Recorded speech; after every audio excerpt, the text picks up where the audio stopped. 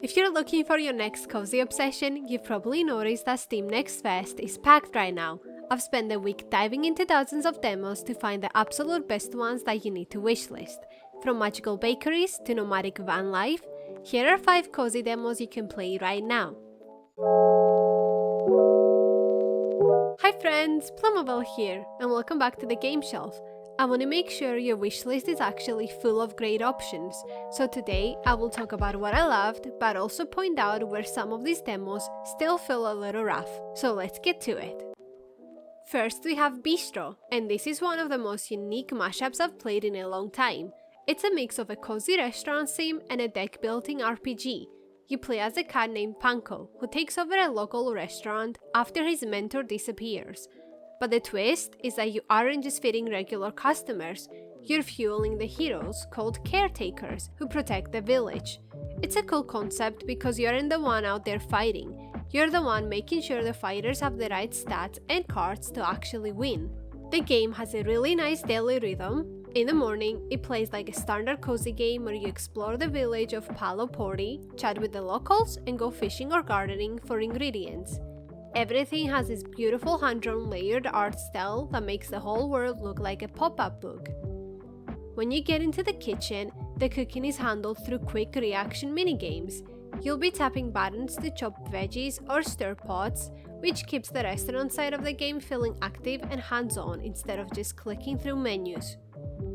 The real strategy starts when you actually build the meals. Every ingredient you use turns into a card for the hero's battle deck. Heroes have specific tastes. Some might like spicy food while others prefer sweet. If you match their preferences, their deck becomes way more powerful. The coolest part is the puppet theater battles. Once the hero finishes their meal, they head out to fight, and you watch the battle play out in a theater-style frame. You're using the cards you literally just cooked to help them win these turn-based fights. Balancing flavors to create a winning deck is such a smart mechanic. The demo lasts about an hour and gives you a great look at how everything connects. It's witty, high quality, and it feels really polished.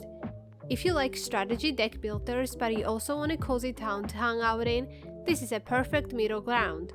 It's coming out in 2026 on PC and consoles, so definitely keep an eye on it. Next, we have Outbound. This is an open-world survival game where your entire base is actually a camper van. You start with a completely empty vehicle and have to drive around a massive colorful world to gather resources. It's a cool take on the genre because you aren't tied down to one spot. You're basically living the van life, taking your bed, kitchen and crafting stations with you wherever you go. It's definitely a more relaxed, cozy experience than your typical hardcore survival game. The main loop is all about upgrading that van. You start by using a bioburner for fuel, but eventually you can build solar panels and wind turbines to make it fully electric. The building system is modular, so you can actually build on top of the van as well as inside of it.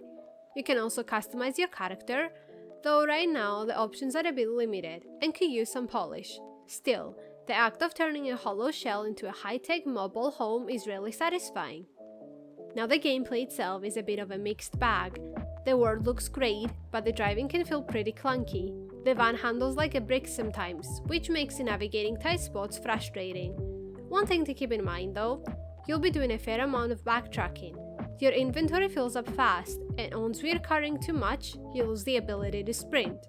You'll find yourself making constant trips back to the van to offload resources, if you don't want to spend half your time walking slowly back to base. It's definitely a slower paced game that requires some patience.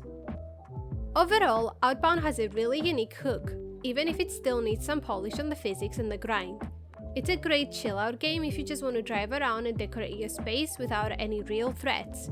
The demo is open-ended, so you can keep building as long as you want. If the idea of a nomadic base sounds cool to you, definitely give the demo a try and add it to your wishlist. It's coming out on the second quarter of 2026 for PC, consoles, and Nintendo Switch. Following up is High Above, and if you just want a place to sit back and be creative without any stress, this is it. It's a building and decorating game where you design these peaceful rooftop retreats. There's no combat, no timers, and 0 ways to fail. You're basically given a skyline and a toolbox, and you just get to build whatever looks good to you. It has a really clean, minimalist look that makes the whole experience feel like a quiet, creative escape. There are two main ways to jump in. If you like having a bit of direction, there's a mode with small objectives where you build specific spaces for characters, like a cozy reading nook or a patio filled with plants. It's a nice way to get inspired if you don't know where to start. But if you just want total freedom, you can go into a full creative mode. There are no checklists or limits there. You just have access to everything right away and can build as much or as little as you want. The actual building feels really smooth. You place blocks that automatically form into stylish buildings and you have total control over the details. You can adjust the height, swap out windows and doors, or add little touches like chimneys and trim. What I really liked is how much you can layer things. You aren't just putting down a house, you're decorating a whole scene with hanging plants, outdoor chairs, and fairy lights. It gives you a lot more manual control over the small details than a lot of other building games I've played. What sets this apart is the vibe. You can change the time of day, toggle the rain, or even add moving clouds and birds to make the scene feel alive. The sound design is really gentle too. You just hear the birds or the distant city sounds while you work. One thing to know for the demo is that it doesn't save your progress in creative mode right now, so make sure you finish your project before closing. It's a very polished, peaceful experience and definitely worth a wishlist add if you love decorating. For our fourth game, we have Hozy. If you're the kind of person who finds cleaning or organizing therapeutic, this one is definitely going to grab your attention. It's a dedicated, tidying up game where you move into a messy room and just make it look nice. No timers, no high scores, just you and a cluttered space. It definitely captures that same satisfying vibe as unpacking, but it feels a bit more hands-on since you're doing the actual scrubbing and painting too. The art is soft and bright, and the sound design, like the little click when you place an item, is super satisfying.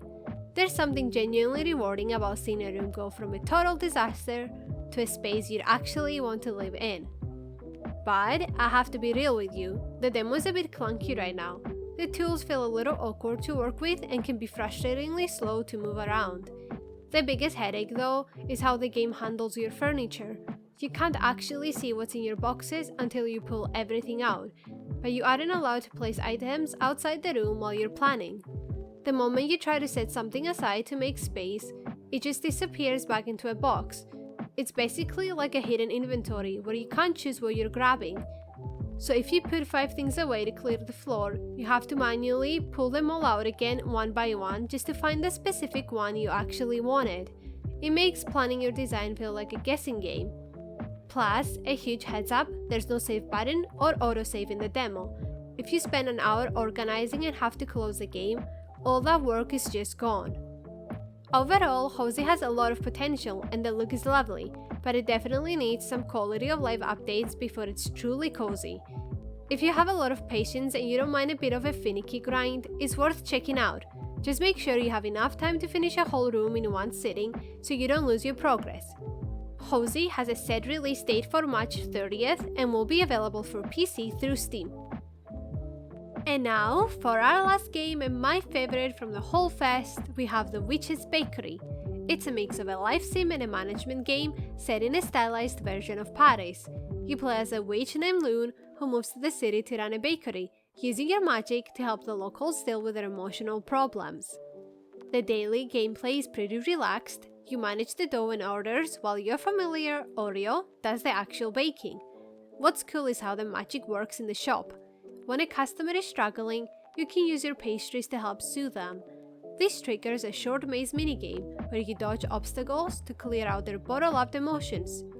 The best part is that the time actually pauses in the shop during these segments, so you don't have to stress about other customers waiting while you're doing the magic side of things. For deeper character issues, you enter the Heart Palace. This is a separate mental space where the gameplay shifts into puzzle solving. In the demo, you meet a character with a regret so deep that a pastry alone won't fix it, so you have to enter their palace and solve puzzles to help them move forward. Outside of the shop, you can actually explore parties at evening, talk to NPCs, and even buy furniture to customize your bakery. At night, you get to relax, read a book, or customize your pastry's design. The demo is about 1 to 2 hours long and covers the entire first chapter. Visually, I think the game is beautiful in every aspect. The animations and the art style are top tier. If you want a high quality cozy game that has a bit more narrative depth than your average sim, you should definitely wishlist this. It's set to release in June 2026 for PC, consoles, and Nintendo Switch. And these are my top 5 cozy demos for this Steam Next Fest. Honestly, even with some of the clunkiness in the newer titles, it's so exciting to see where the genre is going in 2026. I'd love to hear from you. Which of these was your favorite? Or is there a demo I missed that I absolutely have to try? Don't forget to go wishlist these games to support the developers, and if you liked the video, give it a like and subscribe. And as always, stay curious, stay cozy, and keep exploring. Take care!